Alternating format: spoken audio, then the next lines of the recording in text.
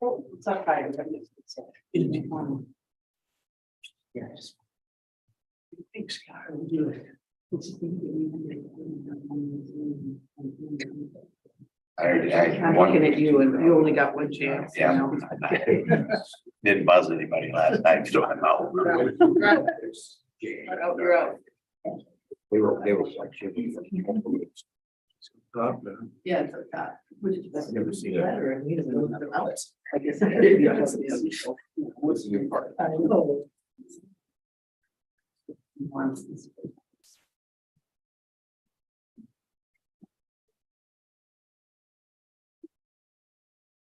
All right.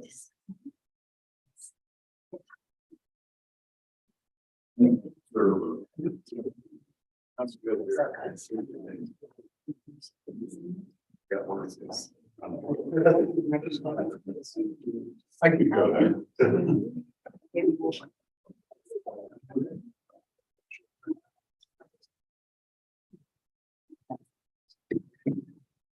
Oops.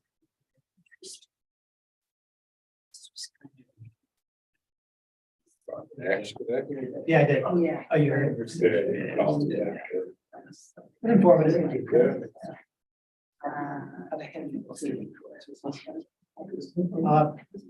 Come back to council. Compared to what we're paying right now, compared to what all these places are all asking for. Big difference. Yes. But I mean, what we get is big difference too. Right. Yeah. And the house, Cindy collection, sorry. I think that clock is wrong. That one, Computers and stuff. that one's 6:59. Oh, wait till it clicks. We'll just have to get rid of that clock. So. Every time we buy a clock there, it always, that clock always fails. We just bought that one. It's 5 minutes behind. I did the same battery. I did notice that it's the exact same brand. We don't make that mistake. So good digital.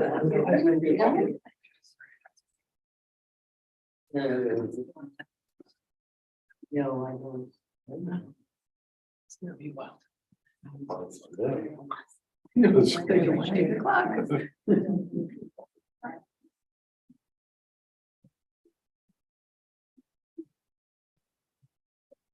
All right, it's finally 7 o'clock. Like to call this meeting to order. It's all due pledge. Pledge allegiance to the flag of the United States of America and to the republic.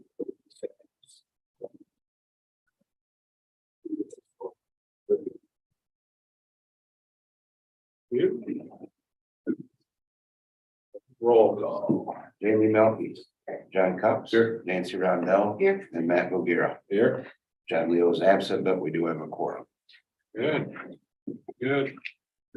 Time for citizens' comment. If you'd like to address council about something that's not on the agenda, this is your opportunity. If you are on Zoom after we go through the public in person, you'll have to raise your hand and then I will call on. Okay, young lady in the back. Pam Tarchinsky, 465 State Street. I would like city council to seriously consider establishing an historical commission.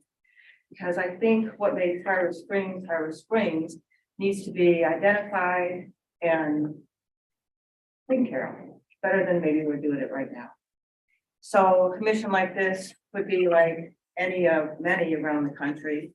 Aspen, Colorado has phenomenal guidelines for how to care for historic important legacy properties and features of their town.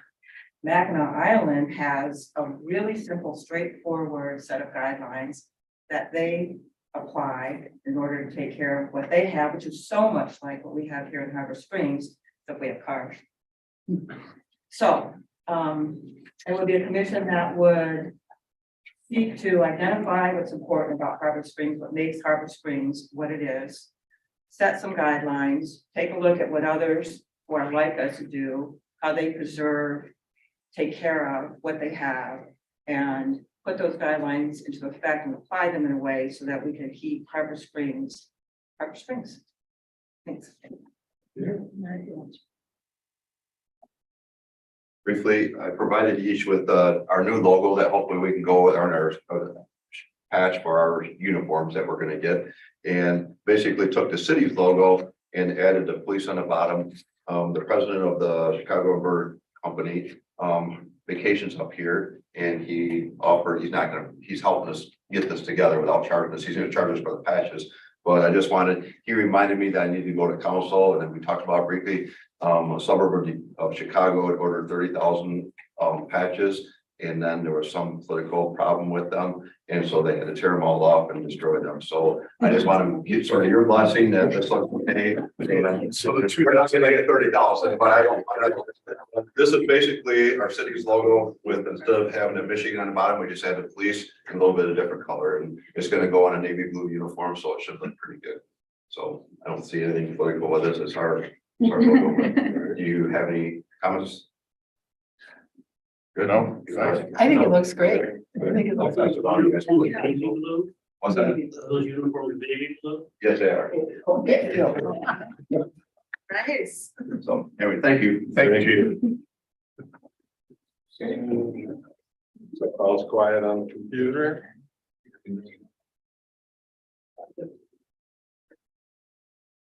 No hands are raised. Okay, consent agenda, any issues tonight? I make a motion that we accept the consent agenda. Oh, sorry.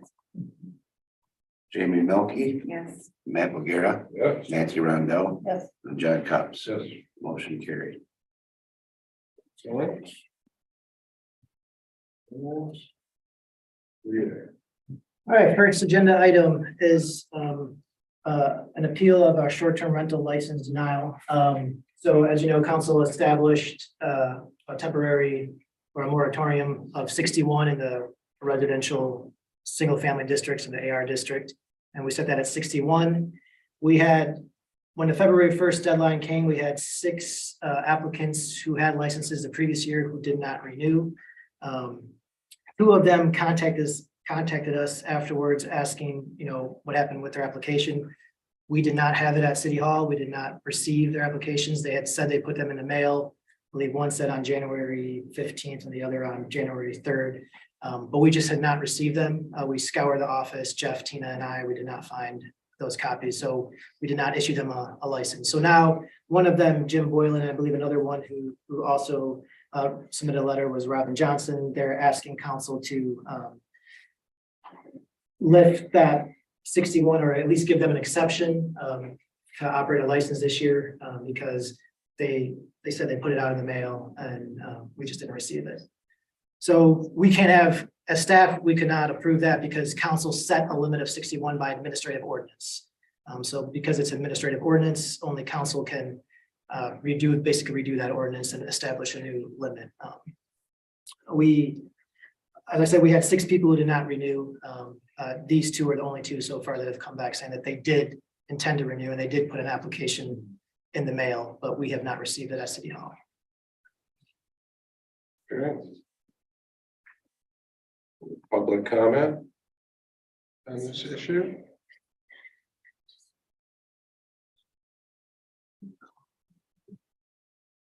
Anybody online with any public comment?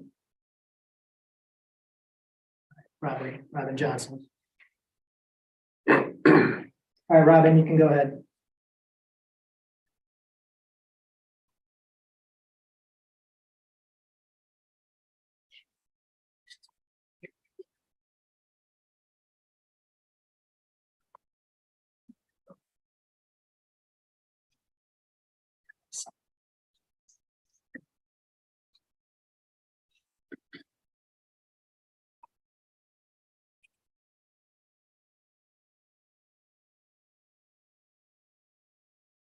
All right, Robin, you can go ahead. We can hear you now.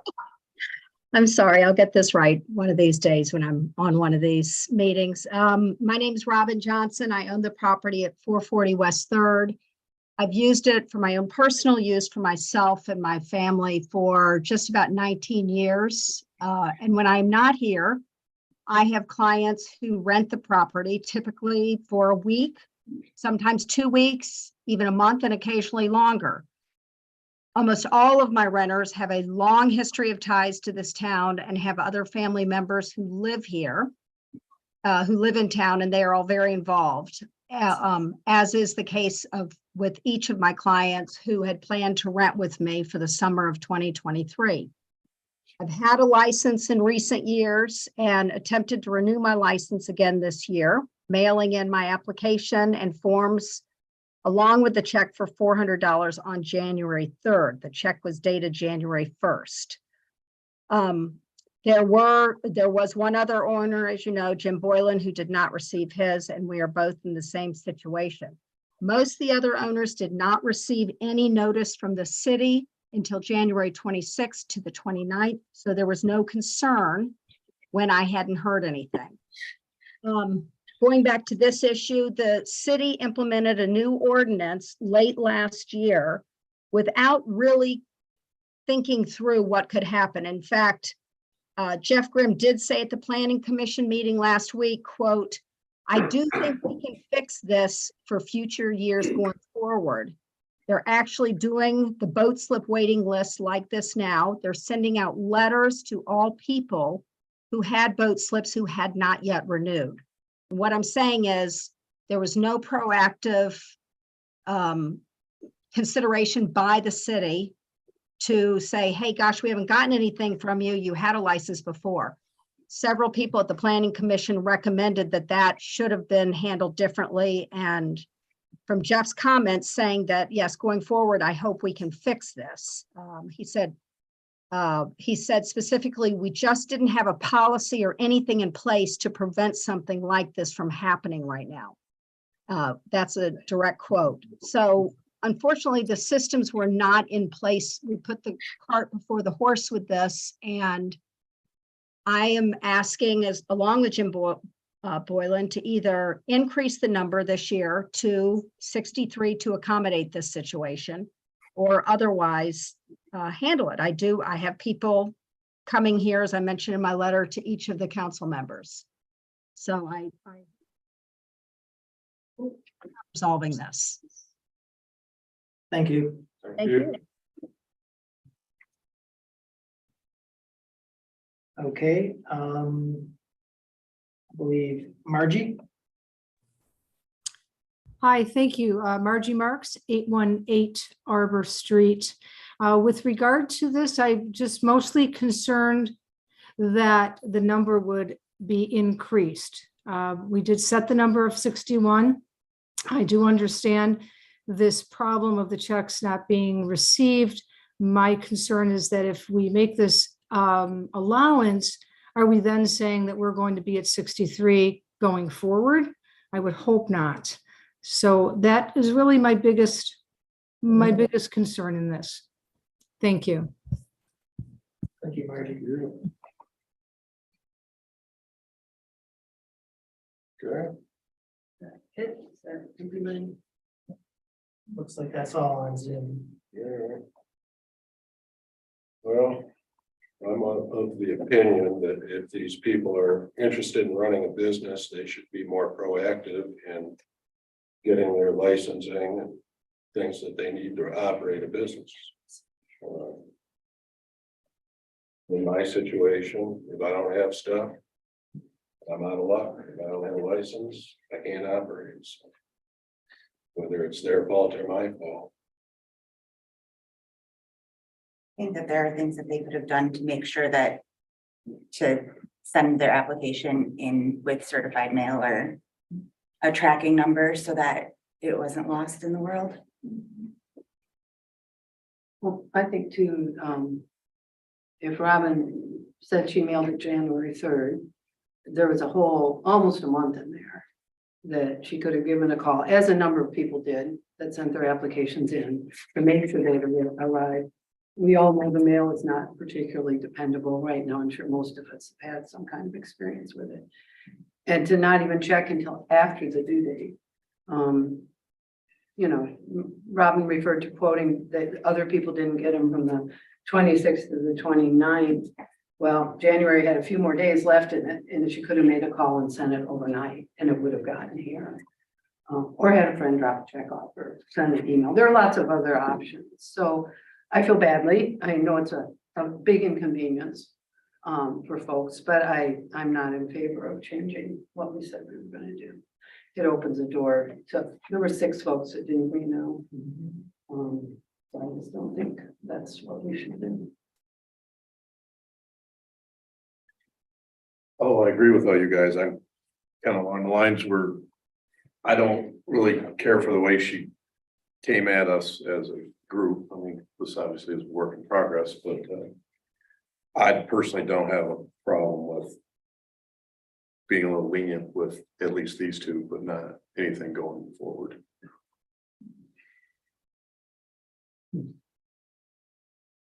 Well, I'm getting tired of getting attacked every time somebody doesn't agree with something. Well, I think when the letter, am I correct, letters went out to short-term renters, folks who had license ahead of time, Yes, Jeff. tell them this policy was coming. Am I right, Do you want Jeff? to speak to that?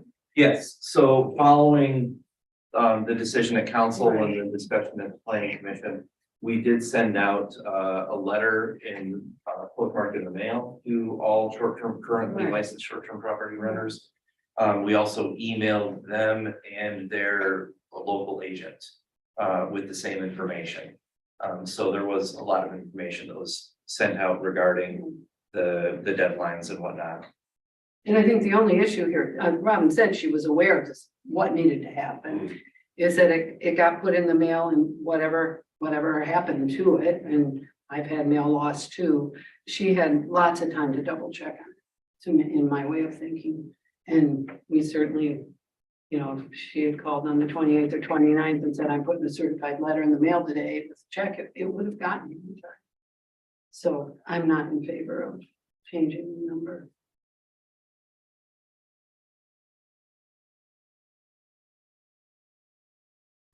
Yeah, I personally don't have any, I don't know either one of these people. I don't have any No. skin in the game, one way or the other. I know this is work in progress. I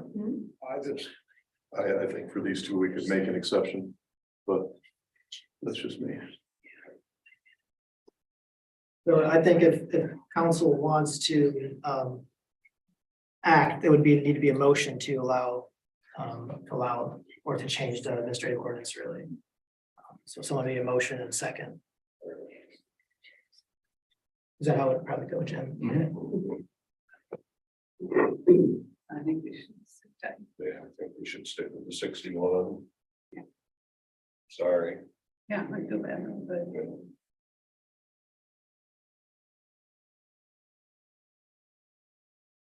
Okay.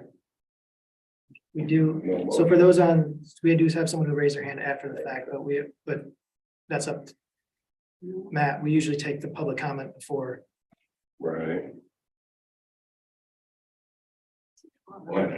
It's gone. What you can say. No, so. Vance, you can unmute yourself. Yeah, hey, this is Vance Van Dale. I have a property across the street from Robbins, and I just want to speak on her behalf. She's a great neighbor. She maintains her property beautifully. Her renters are top quality. There never has been an issue. I understand her application didn't come in on time for whatever reason, but I think, you know, Harbor Springs is a small town known for its hospitality and caring about people who have homes there. And I think, you know, to just say we're going to deny it because you didn't meet this requirement when she's been a, you know, homeowner coming to Harbor Springs since she was 1 year old or before. And on a technicality, we're going to deny her the ability to rent her cottage. It seems very uncourteous, very un-Harbor Springs to me. So I'd like to say in her favor, I wish you would make an exception for her, show her what Harbor Springs is about, show us all what Harbor Springs is about. I think it's very unfair to deny, even 6 people licenses. But I'm speaking specifically about Robin. I know her. I know how she maintains her home. I know how she is a great host to people, and the people she brings to Harbor Springs are a real credit to, it's a real benefit to Harbor Springs to have them come to Harbor Springs. Vance? Thank you.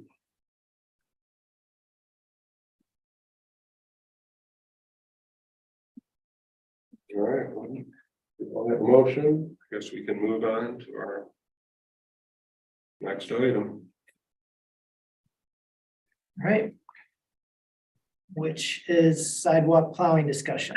So last meeting, council asked for an overview of the city's sidewalk plowing process and the schedule or area of sidewalks that we plow. So Lucas Banerjee is here to give an overview of that process.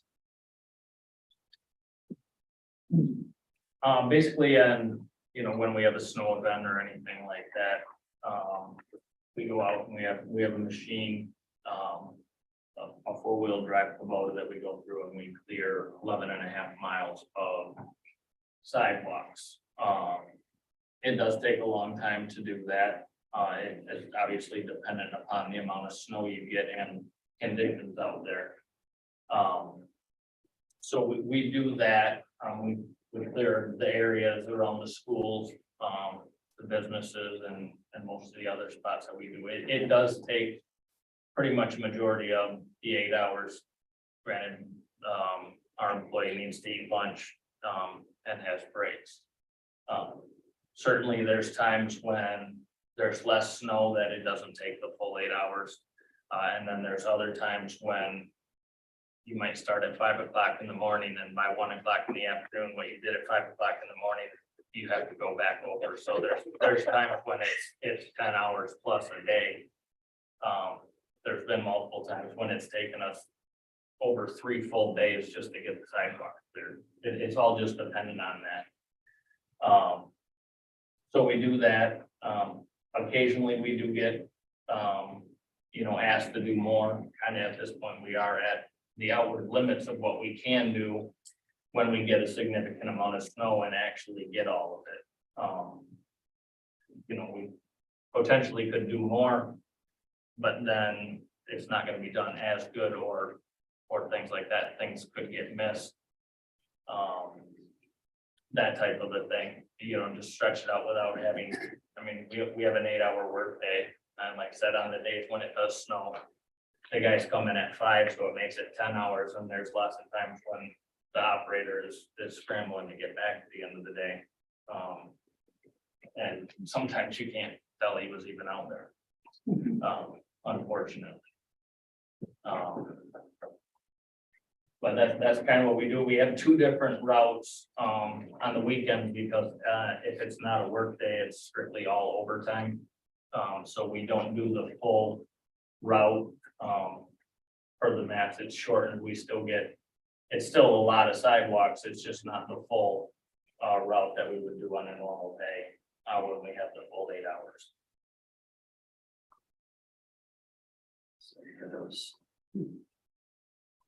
But this map right here is our sidewalks that we actually have, right? Yes, that is the inventory of all the sidewalks that we have.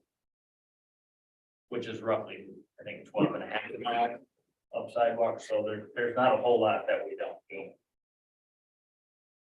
Lucas, so can you, I guess, talk a little bit more about, you said that you could potentially do more sidewalk, but you say it could just. More or other, if we extend out to what we do, what do we not do at that point in time? We might be able to squeeze in on some days when there's not as much snow and it doesn't take the full time. But if we're expected to do a certain route and we add to what we have right now, there's going to be something that won't get done in an 8-hour day. on certain days. Some days, yeah, we'd be able to get all of it. It's just a small skip of snow or something like that. What's the reality of having some of the guys do overtime for that? Or is it not? There would be potential for it, whether or not, I mean, if that's something that we would do potentially, we have a person that is on call weekly that, you know, if needed be, we can make them stay after. We're talking about doing, tell me what, I know Bay Street, but from where to where, who are we talking about? So Lucas, what part of Bay Street do we do currently? Do we snowplow currently? Right now, we do from basically the alley on the east side of Zorn Park. So right here. Yeah, Yeah, we do that, and then we go all the way to Judd Street So right here about, yeah. on the north side of the road. so we don't go past Zorn Park. In the We don't winter. go past, Zorn- we don't go past. Right. Zorn Park. We did get a We couple. clear one little section by where there's the dog net station and the trash can, so that's accessible, but yeah, we stop at, yeah. We did get two public comments you saw about West Bay Street there. Jamie, I believe at last meeting, you were talking also about this portion of Bay Street. The other West Bay is the main part, especially like the one way, because pedestrians and cars can't really fit there at the same time. But the other side of Bay Street mostly is businesses that are plowing their snow onto the sidewalks. And like right now, everything's clear except for where there's large piles that the businesses are plowing onto the sidewalks. Like, especially like at the stop sign by these condos where you can't cross the crosswalk. Lucas, is that? They maintain that, the condos, they do the snow plowing there. Can we require them to not block the sidewalk? Kyle? Yeah. They have to take their snow elsewhere on one of their driveways or something. No, you're speaking of just at the crosswalk. That's the worst part. The rest, like around the trees, isn't the end of the world. Right, 'cause the whole But the park- crosswalk, you have to enter the intersection and walk in the road to get around it. So just there's that little Yeah. 6 feet of area right there. Yeah.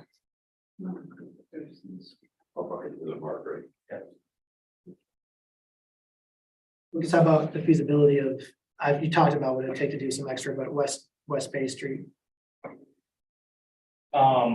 Like I said, it can be done. I talked with the operator and on a small amount of snow, it might add another half hour or so. On the bad days, it may be more. Depending on whether we just go to Hankey or then we come up Hankey to Traverse and then continue back to Hillside on one side. Either way, he's gonna have a tractor either on the road or an already plowed sidewalk. To get back to where he would be going on his normal route. Lucas, looking down the road, would it be beneficial to get another multi-use piece of equipment and have two running, like on big snow events? We don't have another operator.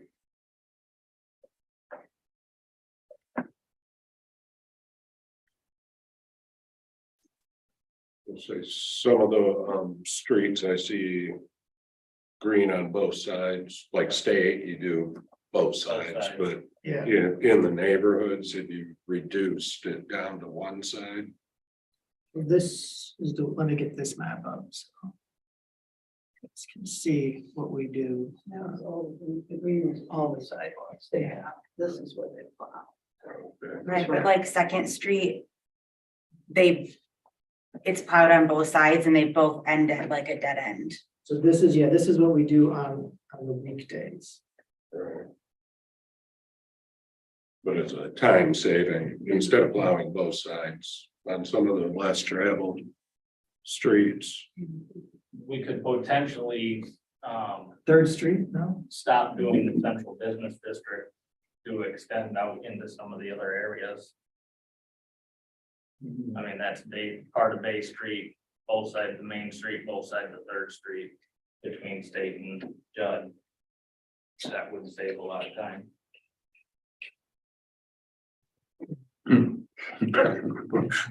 Yeah, We got so many people walking around here now. I mean, what would it take to put another guy on? I mean, I think, Taking one out of another piece of equipment essentially. In a snow event. Take one of the plow guys out and put them on sidewalks. But Yeah, you might. be. I mean, it seems like you'd be able to figure it out. I mean, obviously, I mean, the trucks are running around, you know, obviously before school, getting everything cleared out. Different things. You got what, a guy or two running around in loaders, depending on what's going on. And what is there, 5 or 6 guys, so they're all, you know, daylight hours, they're all in doing something, right? Oh, yeah. Just seems like- A lot of other things, yeah. Yeah.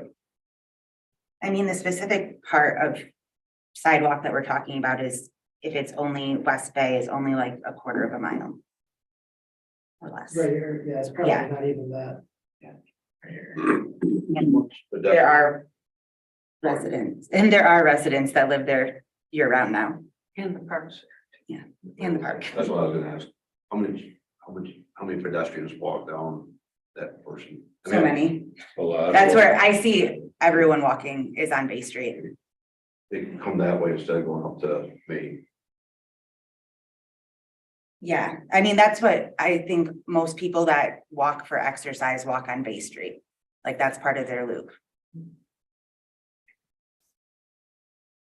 So much has changed. We have twice as many people, you know, around. Yeah. I mean, this winter's been such a roller coaster. I know in I the kind of see what's going future, on, but it might be something to look at, you know, Yeah. trying to get another guy doing sidewalks. The DDA had talked about as finances allow ultimately taking care of the snow removal in the CBD. Would help. So I mean, that's something that was something that they would hire that out to a private contractor or hire an individual, then that would free up our guys to do outlying areas. That might be a ways down the line yet, but it's a conversation that could be had with the DDA. Or if we hired extra DPW guy and they paid, contribute to Correct. the. Even a seasonal DPW. Yeah, yeah, Like something considering. yeah. I think it'd be nice to have that stretch on West Bay. So Lucas, so we probably could get together and see a plan to see what it would take to, whether it's another guy or whether it's what it would take for you guys to get that West Bay Street done at least. Just try to get a plan together. Maybe there's taken something. It's like right here up on, what is this, well, M119, it goes all the way past Harrison Street. You guys plow, I see up here. On M119, Yeah, yeah, we plow all the way down to Sergeant Street. Sergeant Street. There's a lot of people that walk that way. But like on Second Street, there's 2 dead ends and. I mean, most people walk in the road on Second Street because there's not traffic. And years ago, we didn't do that part of Second Street, and council added that. that's what we were just talking For about. us actually. to do that, because there's people that walk down there as well.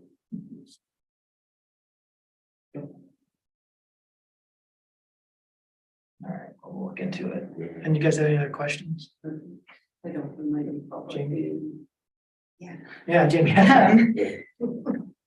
I think that we should also look at some of the piles downtown that are blocking parking spots. Especially like this past weekend, every single restaurant was busy the entire time and there's at least 2, if not more, parking spots that have been filled with snow and it hasn't snowed in a while. So Lucas, what's your guys' process for moving snow? Piles for parking lots? I mean, we do remove snow when there's a, an excess amount, things like that, when time permits, we do remove snow. I mean, there's piles of snow in every parking lot we have. everywhere I've seen it, the same thing, you gotta put it someplace. And, you know, one or two spots here or there, and there's been times in the past when we've had probably 30 spots filled in town, I mean, just because you don't have time to just go get every pile all the time, and we do have a lot of other things that we're doing, it's not like we're waiting to, you know, go get a pile of snow or something like that, we maintain a lot of different things, equipment, sewers, you know, water, and the guys that do the maintenance of the winter time, I mean, we also have to do all the drinking water and sewer requirements, I mean, there's a lot of other things that we're not just sitting around waiting for snow. But usually you guys take, when you do take snow piles, you take them to one of these parking lots? Yeah, either south of the Deer Park or up by the stadium, and then also down on Second Street, and we haul up to the top of Arbor Street at the leaf pile.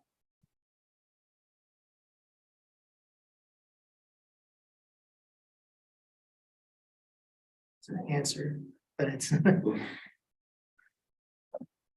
And what is the deal with, so now we've been getting some complaints with, like downtown with icing, you know, obviously we've had a lot of freeze thaw. So what is, There's the closed stores don't maintain their sidewalks. And that's on them, Issue. right? Yeah, the CBD, that's on, you have, I think, 24 hour or a certain amount of 12 hours, hours. 12 hours to clear your path. And then if we could theoretically go out there and shovel it or clean it for them and then build them. That's how it's written in the code. And I have addressed that maybe 3 weeks ago with a couple businesses downtown.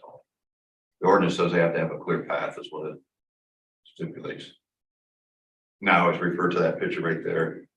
Just as a reminder of about 4 or 5 years ago, what we had down there. Oh, really? Was that, Yeah, no, I agree. I did address some businesses, I think it was 3 weeks ago, because we had some on the north side of Main Street that were sheet ice. Mhm.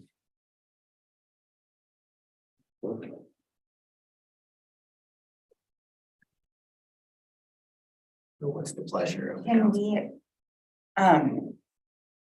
we require that the businesses that don't operate year round have somebody that takes care of their sidewalk It's the owner of the building, right? or the owner of the building? Am I right? It's the owner. I mean, of the they can- building. Everyone has to, even if they're not there year round, if they're in the CBD. Right, but those are specifically the people that aren't maintaining it, are the people that aren't open right now. And if we said like you have to hire somebody to do it if you're not gonna take care of it, then we wouldn't have to go knocking on doors and tracking people down.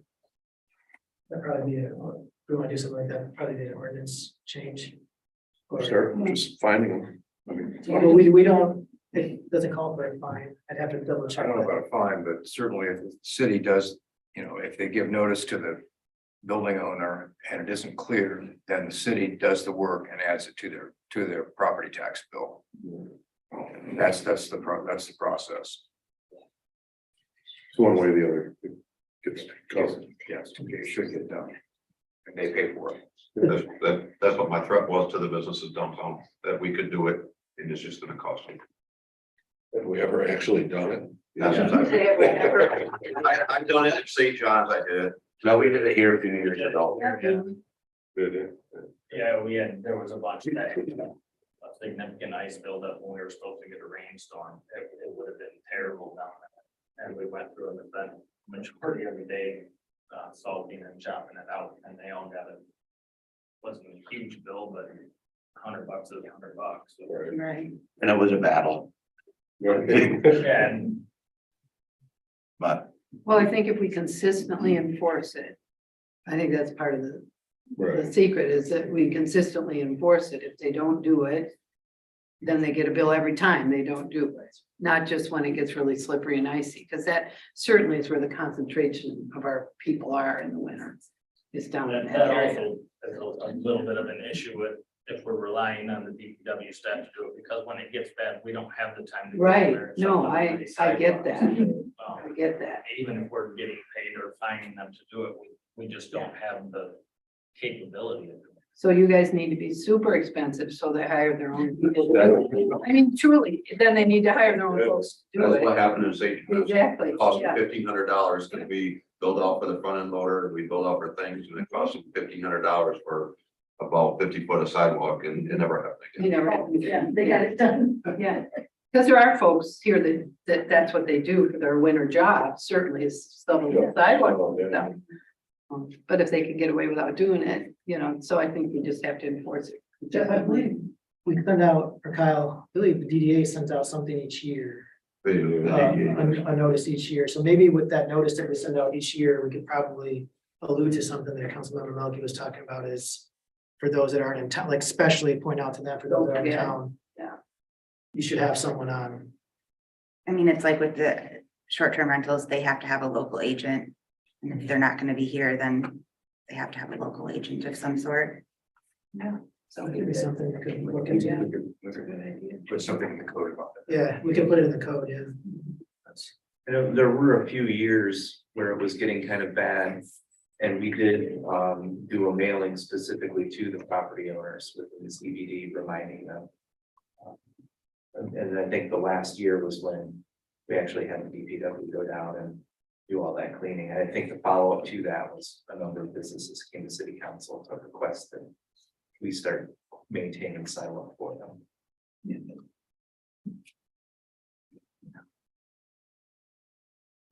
I think an ultimate long-term situation, when rather than having to hire more staff members, is coordinate winter's about to an end. The DDA has had this on their plate for many, many years now. They've talked about it. If they could coordinate with the city to have a part-time winter employee somehow, for the DDA helps fund the CBD. Cleaning the sidewalks, take the burden. Well, I wouldn't want to take it totally away from the homeowner, leave it on the homeowner, but the DDA can help with that a little bit, and then that would ease up DPW to expand out into the rest of the sidewalks, the citywide. I think that's the best. Even if it was a collaboration between the city and the DDA, depending on funds, but that's really in their wheelhouse is the downtown district. We really, as DPW, we don't have to clear the sidewalks at all because it's on the owner. So, we're going above and beyond now, but I think with working with the DEA, we might be able to come up with a plan where they take care of that, whether it be hiring a part-time person or having one of our local subs do it every day. With how much that would free you guys up a lot of sidewalk. That's, it's entire downtown area, so. And if they had a crew or a person or however it worked out that was dedicated to those sidewalks in the CBD, even if they had to turn around and plow it again in the afternoon, at least they had to focus on where they're at instead of strung out all over the city. It's a good idea. I think that's probably the best solution. And still be probably cheaper than a full-time another employee. And I'd be happy to do that rather than this. No.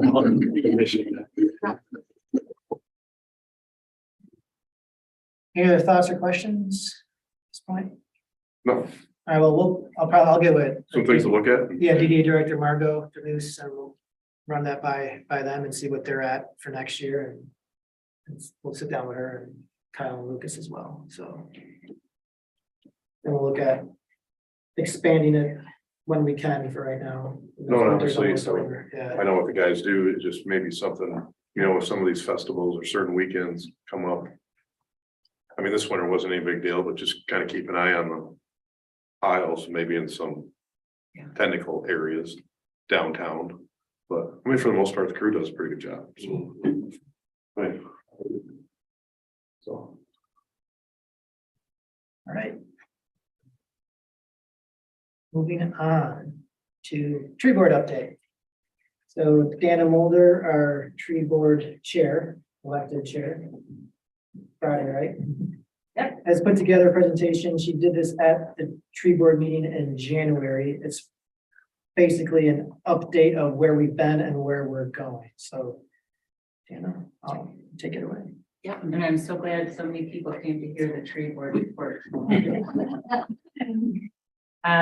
Okay, go ahead, Victor. Everybody knows that view. Just a little quote to get started with, and this was actually something that we used to do orientation with our team members this year. The best time to plant a tree was 20 years ago. The second best time is now. And this picture is actually from Arbor Day 2 years ago. If you can right here. So our vision, and this is out of our master plan, is to build and sustain a healthy, safe, and attractive park and street tree population, enhancing the city's environmental and economic benefits that come with a diverse urban forest. Gain recognition that trees are an important part of the city's infrastructure, provide opportunities for education and community involvement, help foster a stewardship, sense of stewardship for the city's trees, and add to the inventory with an eye towards diversity and long-term health. Some of the many beautiful trees. So we were first formed back in April of 2013, and our responsibilities include helping the city with setting policy, establishing processes, providing input on vegetation management requests. Used to be a lot with the bluff, that's kind of fallen off. Educating and involving the public and looking for ways to increase the city's urban forest. So here are 4 of our recent achievements in the last couple of years that we're proud of. We completed the City of Harbor Springs pre-plan, kind of a master plan, adopted by City Council in March of 2021. We've had 2 Arbor Day fests now. The first one was in the Spillway area, and we partnered with Relief and planted, I think it was 27 trees, something like that. And the one this last year was at Kiwanis Park, and we partnered with the Parks Board on that, highlighting the park as well as having tree related things. That's our city arborist giving people. Yep, Tree. that was very popular. Yeah. Another big thing we did is, you may have noticed in the newspaper, we have a column once a month or so called the Tree Canopy, where we highlight issues having to do with trees in Harbor Springs, and then highlight a particular tree that people might want to learn more about.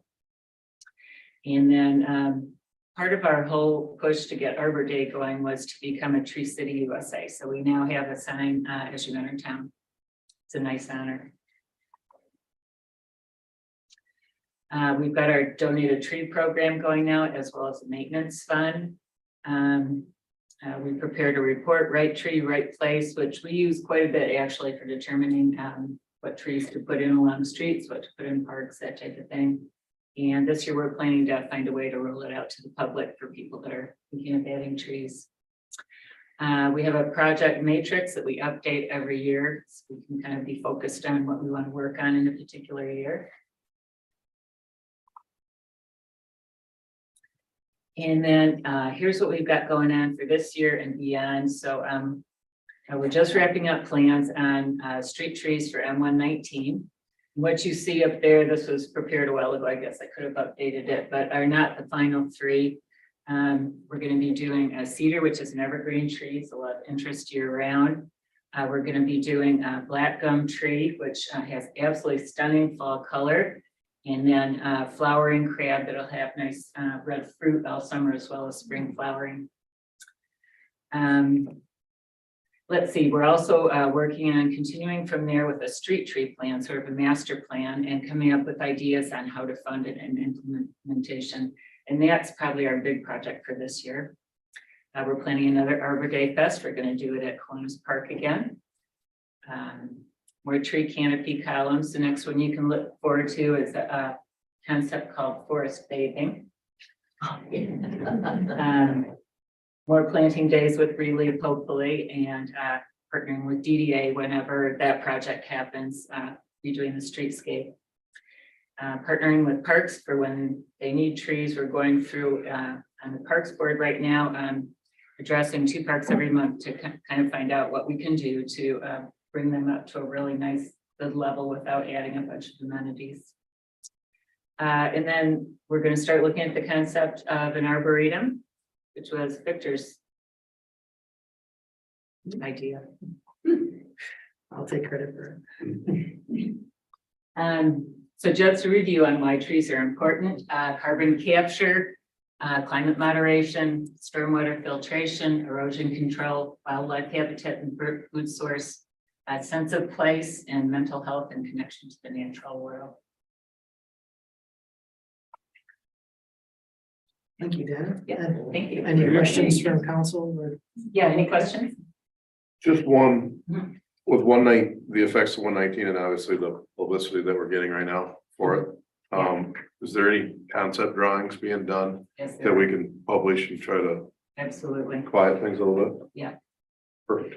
Yeah, our plan is to have it be somewhat naturalistic with staggered plantings, diverse planting, to sort of mirror what's happening across the street, over at Scenic Overlook Park. You said the cedar, so we're gonna have some greenery, Yeah. for like a year Yep. round thing. Yep, so we have to be very careful. We have the primary power lines there that we have to be cognizant of, and we're trying to keep them 20, 30 feet maximum Yep. size at maturity. Well, I was hoping like a spruce or something was gonna go back in the middle of things, so. Yeah, yep. those get a little big, so I guess we could do that if we were willing to take them out every 15 years, but yeah, Cedars don't grow as the white. They don't cedar grow. grows. Well, right, no, I was just thinking. hoping But yeah, some cedars will be green. green they'll be green all year. Yep, yeah, well, spring flowering with the crabs, cedars will be green all year, of course. And then great fall color with the crabs and with a black gum tree. Well, just me being me, thing with the cedars, they're gonna be fed or feed for the deer population. Yeah, we've discussed that. There's no perfect tree, unfortunately. Either they're too tall or can be subject to deer browsing. Or salt intolerant. Yeah, we tolerance. were Well, going the for only- salt tolerance. I mean, I'm sure you guys thought about this, but the downside to the cedars is gonna be the deer and they're gonna have to be fenced in every year. I'm I not mean, sure otherwise it'll because end up there like are a lot quite a of- few cedars there A lot of right things now. down in Glen Drive and everywhere else where Yeah, the bottom halves are gonna be missing. we've been lucky so far in that area. There's a lot of cedars there right now that have not been browsed. So that just. Yeah. Food for thought. Thanks. Yeah. Nancy. Thank you. Thanks.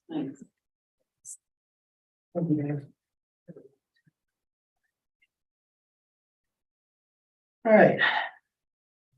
Last item, 3D, MDOT request. So Lucas and I had met with MDOT representatives to discuss, well, they gave us an update on the washout on Harrison, the progress or lack of progress that's going on with the repair there. And part of the reason is that is taking longer is that they're trying to acquire easement or rights to part of the bluff property below so they can help with their build a retaining wall to have a long-term fix there, but that's gonna require going to courts to have that figured out. So it could take several months. So it might be, 6 months at least until that road is back open. They said it could potentially even be until spring. But in those discussions, and because MDOT is probably concerned about the future liability and responsibility of maintaining that road. They mentioned, they mentioned to Lucas and I, well, what do you guys think about, rerouting M119 to Lake Street? And I said, well, that's not me to tell you what I think. We got to go ask council or ask the public. But basically, I thought they were just like, throwing out there as, pie in the sky, but they really said, no, go check with your council and see what they think about that. So that's why I'm coming to council right now. And I personally think that we need to have, probably a public meeting on this as well as, kick it as well to the DDA, the planning commission, maybe the tree board, anyone who has some involvement in, in the streets and to see what, the community's pulse is on this. And I asked Jim Raymer to do a little research on whether, what our response actually can be. Can we say, do we have a say in this, or is it more of MDOT can do what they want and they're just asking our opinion? And so Jim, I don't know if you want to give a brief overview of that right now. Well, of course, MDOT has the ability to relocate highways if they want to. But it would be an extensive process, in my view, to make that change. I don't know exactly how wide Lake Street is, the width of it. Would they be obligated to, make it a full 66 feet wide? I don't know. They also Obviously, the people who live on that street may not particularly want to have a highway running across, next to their house. But it could be done, if MDOT decided to do it. But, it would put a burden on the city in terms of maintaining, road going out Bluff. No doubt about that. Unless we close it. Yeah. So anyway, those are things for you all to consider, but I think obviously it's the state and they can do pretty much what they want. Thank In you. the end. Thank you, Jim. So that basically, I think our role here is to gather information. And maybe questions, concerns, and our thoughts to give to MDOT as a body. I don't think it's anything that we need to vote on to say yes or no at city council. It's merely they ask for our opinion. We should do our due diligence to get the pulse of the community and get some basic facts on how it could affect us. I have a bunch of questions here that, I've just compiled from staff and myself, and these are just to get the ball rolling. But, would we be able to retain some control of Lake Street, the speed limit? Probably not, but could we request that? Would Lake Street be widened, as Attorney Jim Rammers said? Would traffic lights be added to Lake Street? What future liability would we face with the washout there on the bluff? What safeguards would we have to put in? Do we need to put in more drainage systems or whatnot? So that could be a lot. Would there be an impact to visitors downtown? What does the school district think? How would they be impacted? Would the intersection of M119 and Park Street be redesigned? Because that's already a dangerous intersection for cars turning left out of there, and presumably maybe more cars would be turning left. How would this impact zoning? Would this be work with or against the city's planning goals for zoning districts for our patterns of residential, commercial, and mixed use development? This is, really not for us, but how would it affect the boats coming down? Right now, they use certain routes, especially from IBF, because of certain road requirements they have to follow. What about rerouting M119 to another road? Maybe could we ask them to ask the state to look at a road outside of city limits to reroute it to?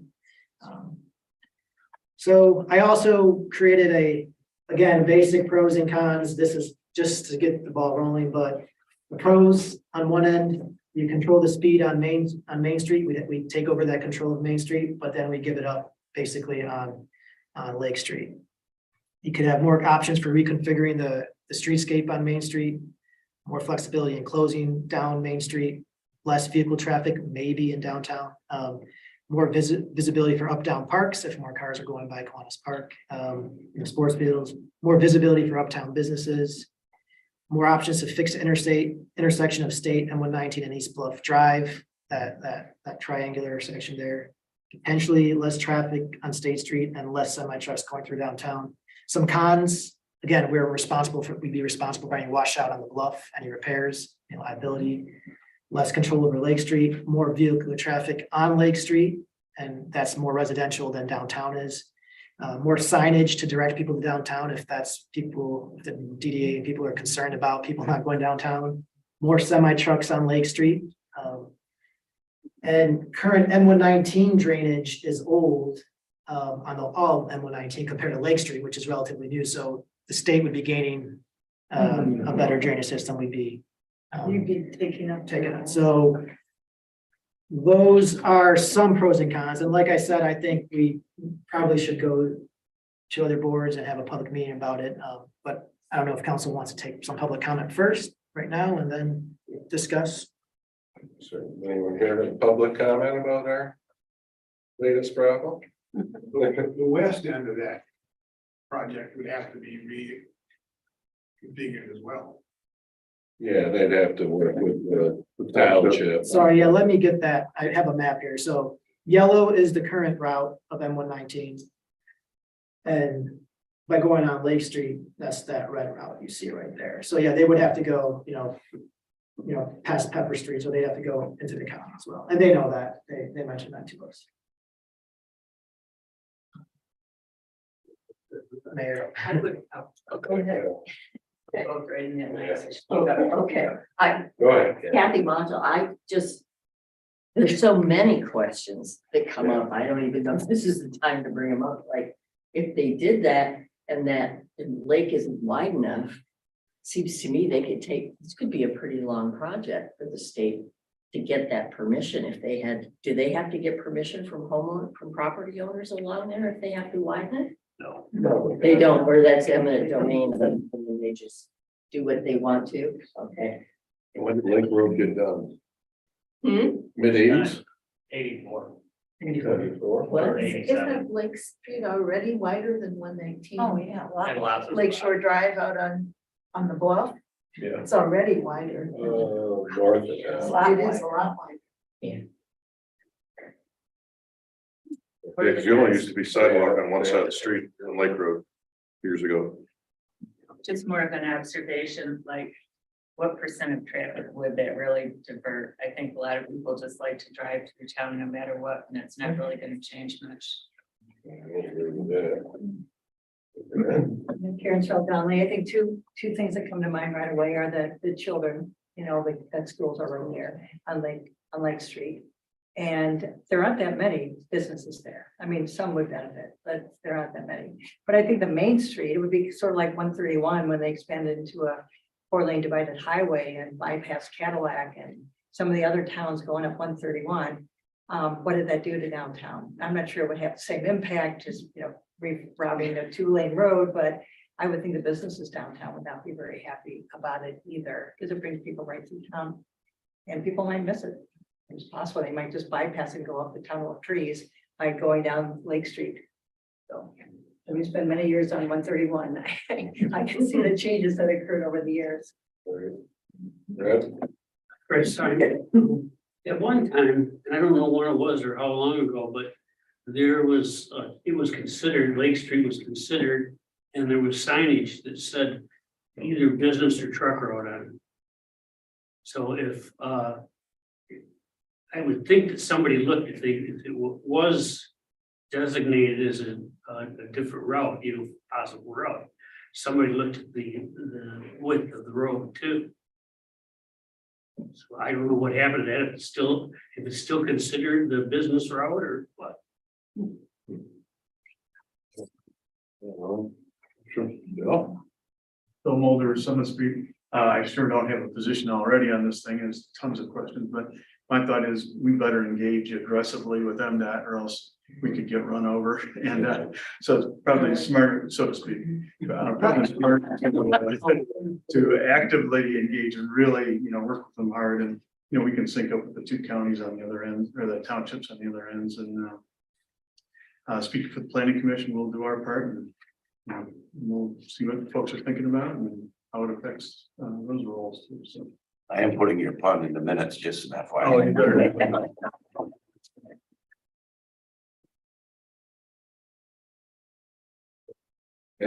Lisa Morris, I live on the intersection of Lake and Lake Shore by the Township Hall. And you probably have to put a sign redirecting people downtown, because whenever I'm out front in my flower beds, I'm constantly asked, where's downtown? So you got nice signage in town, but once you start getting out of town, people are like, where's where's the tunnel of trees? Where's downtown? And so, you know, you just politely say, oh, you just missed it. So there definitely would be needing some signage to get them back downtown. It was interesting, we were in Vicker's office and I Googled mapped it just to see from like Lansing to the tunnel trees to see what it's like. And it actually takes you up to the middle road. It doesn't even take you through downtown.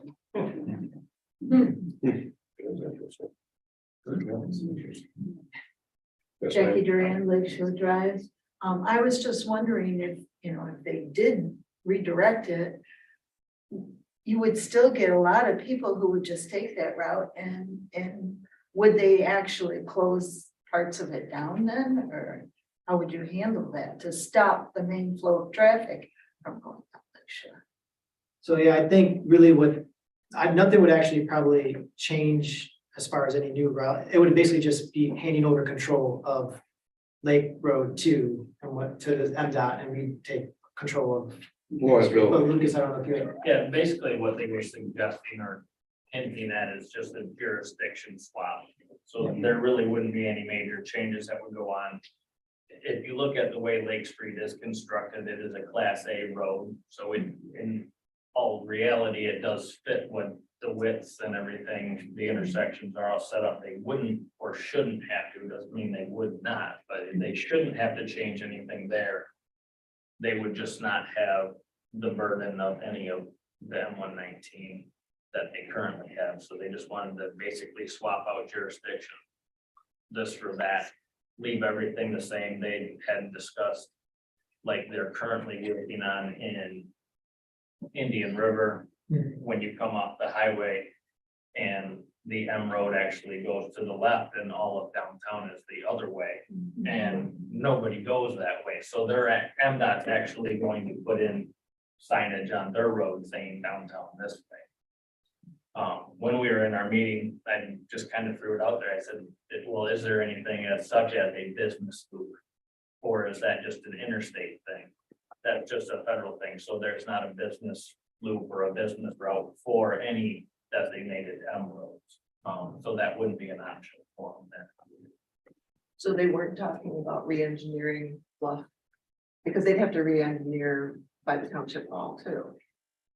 They wouldn't, they don't want to. Because if they change anything, yes, they would have to. They'd have to change the angle as the road comes out. October. Yeah. Right. It takes me 15 minutes to cross over to get my mail. Exactly. We've been stuck 30 minutes waiting, yeah. But they re-engineered Lake and Lake Shore by the township hall. Instead of just going lake, just bleeding in, they made it a curve and a T intersection. Okay, so that you have better visibility. Well, now if that's gonna be 119, you'd have to re-engineer it the other way. Right. Yeah. And so Yeah, I because just wanna know when I have to move my flowers and bushes. Well, when they need to be. So, I think one of the things that jumped out at me is how to quantify what the cost is to the city if the bluff starts crumbling I'm again. right across. I mean, it, No, it's not. I have no idea how to It quantify isn't stop, that. it won't stop. My driveway. Sarah, did you finish? Okay. How to quantify the cost. I'm with you. Here's a related question, like could Benchmark give an opinion on what would be involved, oh, sorry. What would be involved in putting in curb and gutter, is that what's needed to help the drainage Well, problem? we've talked, Lucas, we've had a plan before, at least a partial plan for drainage. There's, on 119 several years ago, right? On both sides, yes. Yeah, so we had an estimate at one time on what that cost. That was several years ago. Yes, on just the west side, we didn't actually go to the extent of a cost estimate for like redoing the curb on the east hill coming down. And there's really no curb until you got to downtown where we redid the water systems. There's no 2x4. And that's basically, so we don't have the full blown estimate. We just have been improving it to current standards as we were doing water replacement.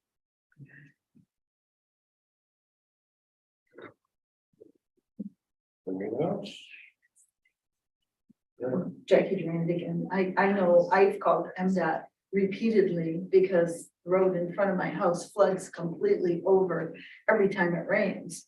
And there's a drain at the corner of my property. And it's a drain, it's like a sump. And it fills with water and then it floods the road. And they come out and they vacuumed it out and, they come out and look at it and do nothing and go away. So it's. You can call the city. It's a repeated problem. Thank you, you're gonna inherit it. Would you fix it? So that's Sorry. it. Just letting you know, there's some big ones out there. Is there anyone online on Zoom you'd like to speak? Please raise your hand.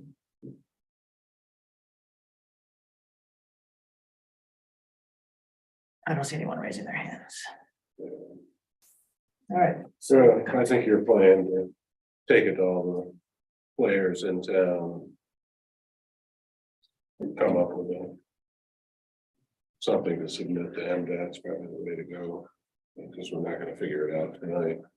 Victor? How would we know what the next step is and when you're gonna do that, so we can be involved? Well, so I probably, based on what council says tonight, probably will take it, you'll probably see it on agendas for other boards and commissions first, probably see it at the DDA and probably the planning commission and maybe, well, yes, to the planning commission, maybe the tree board as well, I don't. Just because tree board has some say in the streetscape, of course, but I'm thinking we probably even do just one general public meeting to get opinions and questions from the public that we have for council that council might want to share with MDOT, right? So it's ultimately gonna be council giving questions and concerns and opinions to MDOT, but the public meeting would be to inform staff and then council about what the public thinks. Well, didn't you say West Travers has gotten this proposal too? Well, I don't know if they have. Oh. No, I do No, not. they didn't know anything about it. They just brought it up on a call with Lucas and I'd asked them if they said, you want me to take this to my council? And they said, yes. So I'm taking it to you first. If you don't want me to do any work on it, then I won't, and just give it up to MDOT. But I figured you guys would want staff to do some work here before we respond to MDOT. Well, West Travers is a little different animal than we are, because the city actually owns our streets and is responsible for them. West Travers, obviously, the residents would want to have a say in it. But they don't. I mean, they really wouldn't. It would be on the county level. So to have any major discussions, this has to be kind of work with the county at the same time. They're not gonna take our little 1 mile section, 119, when the bulk of it is west of there. So it's a bigger animal than just us. Well, and we only have say over the city. I Correct. mean, that's all we can speak to here. Once you're outside the city limits, we don't have any, Is the county gonna take it over? yeah, the county. Become a county road. And I agree with Bill, we're done with, we need to engage with them, Todd, because they can do what they Do want. whatever they want. So we need to, I think, offer some suggestions of things and give public input. I'd like to see them look at taking it outside of town completely. And see, taking it a little bit further north, Probably wouldn't hurt to reach out to JB. out to Quick or something, just as another choice. And we've talked about the expense to the city, which of course I understand, but I also think there are some advantages. It gives us control over Main Street and maybe Lake too, depending where they run it. But we've run into a lot of things with the state about crosswalks and up at the top of where State and Bluff run together, wanting to do things, and they told us no. And before we stopped downtown and the speed limit on Main Street, we would have some control over those things if it was our street. So from a city standpoint, I think there's some advantages also, but I definitely think we need to get public input on it. Because it impacts everybody. I don't think it would hurt business very much. I think if people are coming to Harbor, they're coming to Harbor. Yeah. They don't just by chance drive through Harbor Springs. You know, well, I live here on the corner. I give directions here how to get downtown. So I'm serious. A number of times this summer, I do that. Which way is downtown? And there are signs and, so people are looking specifically for downtown Harbor when they come in. And whether that's a state highway or not, I don't think it's really gonna make much difference to businesses and stuff. I just don't think it will. I think it's part of, I think the M1, it's like M22, the little stickers on cars, M22 is like really cool. It's like copywritten almost, like MY19 is one of those too. Mhm. I think it does bring people through town, and maybe they didn't even think they wanted to go through town. I think there's. There's gonna be considered as light state road. There ain't no way in hell you can put more traffic going down Lake Road with the intersection of the gas station, state and Lake, anywhere through there, IGA. That's a bottleneck now, 90% of the day. And that would be the biggest fear, because then the state has all authority, and I would assume to say, no, we're gonna put a light there. We're gonna put a light up here and then. I'd rather see. Yeah, so. My curiosity with that would be, if they're really excited to make this change for whatever reasons they have, are they excited enough where they might be able to wheel and deal with us to give us some of those powers that they normally keep, like the ability to set the speed limit or the ability to choose whether or not stoplights go in? If they really are excited to make the swap, could we say we would be willing to help make it happen if you'll let us retain these abilities that we currently have on that street? that might be a way that we can get the benefit of being able to do what we want on Main, but still keep control on Lake. I think we need to ask those questions. Right. Yeah. Is it possible? Yeah. This is just a temporary change you're talking about though, right? No, Permanent? permanently moving. Permanent change. They want a permanent change to that? Lucas, I didn't hear them wrong, did I? Because. No, they were looking for, it would be a permanent transfer of jurisdiction, is what they said they were thinking about it. But how long is the project gonna take? And No, nothing it to doesn't do have with the anything to do actual with that. slope failure, this is what that's total secondary to that. They, that's with the bridge. Yeah, right. During that meeting, that's something they were considering. So they're gonna do the It's project. Town's a monster anyways. You got people going 5 miles an hour, you got people going 30 miles an hour, and the speed limit is 30.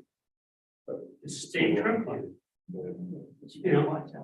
You got enough info? Yeah, so I guess at this point, council, there's a lot of questions, so we'll compile, I'll go through Start DDA, making planning a commission. list. Staff will sit down, we'll probably have a good meeting with Lucas, Kyle, Jeff, bunch of us. And think of all the questions and concerns and asks that we would have as staff, And then who needs to be involved? yeah, and we imagine probably sometime this spring have an answer from, and after we do our meetings. I think we can do this within a couple months, meetings and, So do the public forum in March or so, before everyone. leaves. yeah, March, yeah.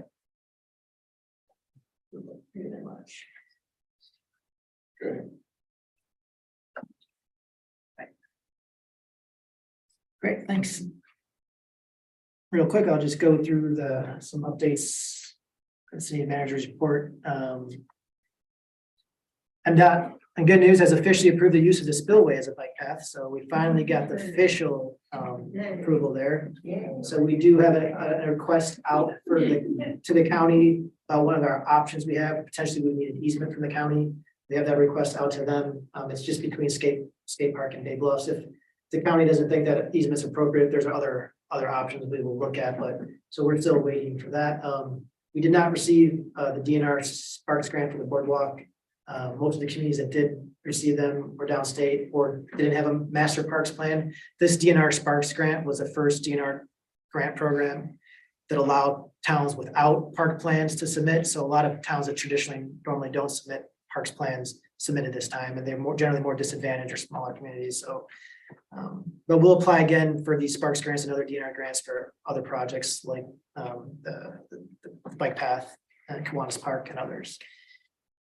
Keep on trying for grants. As mentioned, M119 right now, they're doing some work there between state and Ann. DTE is relocating a gas main, right, Lucas? That's what they're doing. So they'll be closed probably for a couple more weeks, I'm guessing. And as mentioned earlier, they're looking at a permanent fix, acquiring some property to finally fix that. It might be 6 months to 8 months, maybe more. The boardwalk is currently being dismantled. Almost, John, is it almost? A little over halfway. A little off halfway there, so there's been for even the snow cover, so it's been nice. Good. It was started at the top, we're down just past the intersection. Coming downhill, so. We got everything cleaned up and secured, depending on the weather tomorrow, we might be back there, we'll probably wait till next week. Depending on see what Mother Nature throws at us, so, but it's so far going pretty well. And John, you also got an estimate of what it would take to reconstruct the eastern half. The eastern half, yep. $300,000, so that gives us an idea of what we would need to build that.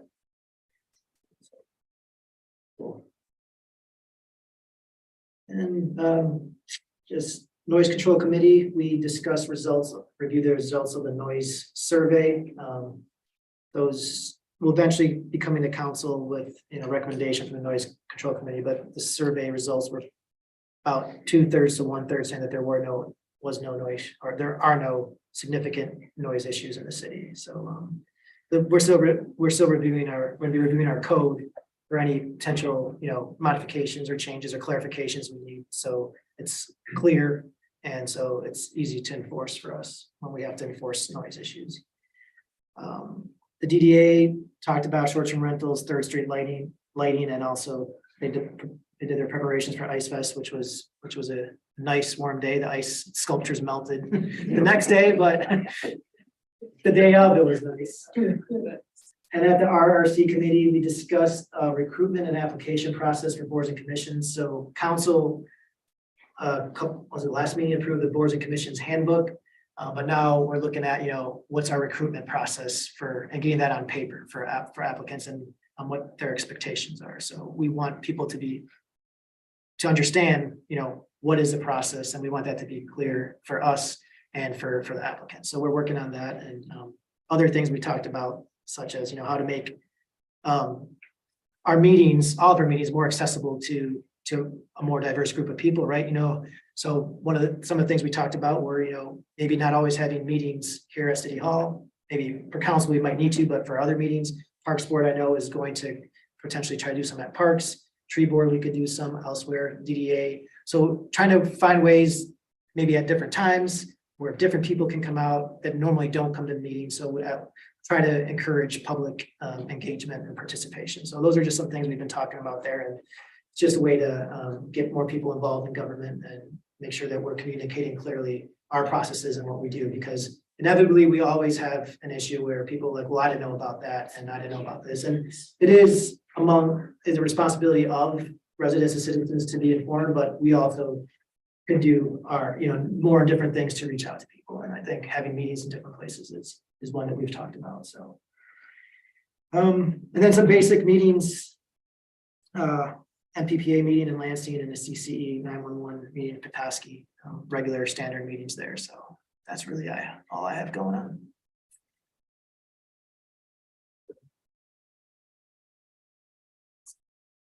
Your own business?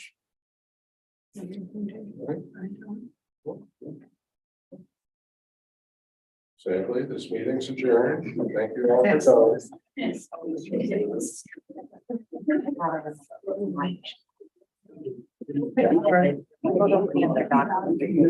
Small one.